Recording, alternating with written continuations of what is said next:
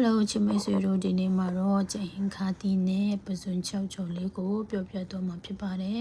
ဒီပဇွန်လေးနဲ့ကျဟင်ခါတီကိုပပလေးပြီးတော့မှတသက်စီရင်းနဲ့စိန်ထားခဲ့ပါတယ်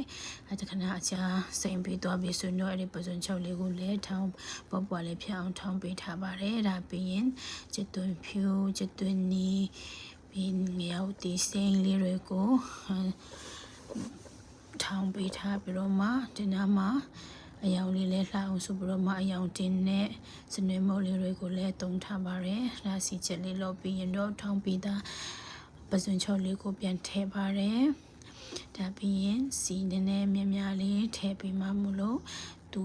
အဲ့ဒီပဇွန်လေးကိုကျွတ်ကျွတ်ကလေးဖြစ်အောင်ကြော်ပေးထားပါတယ်။ပြီးရင်တော့အဲ့သူရဲ့အရာသားလေးကောင်းအောင်จิตမောရဲ့ငရုတ်ချမ်းရဲ့ပြီးရင်ငံပြရဲ့လေးတွေကိုလည်းပြန်ပြီးတော့မှထည့်ထားပါတယ်သူကအငံတက်များတယ်ဆိုတော့ပို့ပြီးတော့မှစားလို့ကောင်းပြီးတော့ထမင်းတွေလည်းစားလို့ကောင်းပါတယ်ပြီးရင်ကိုကျလို့ရှိရင်တော့အချုံမိုးတွေလည်းထည့်ထားလို့ရပါတယ်ဒါဒီလိုမျိုးအနေထားလေးရှိပြီဆိုရင်တော့သူဟိုဘက်မှာကြော်ပြီးသားသူရဲ့color လေးတွေပြောင်းလာပြီဆိုရင်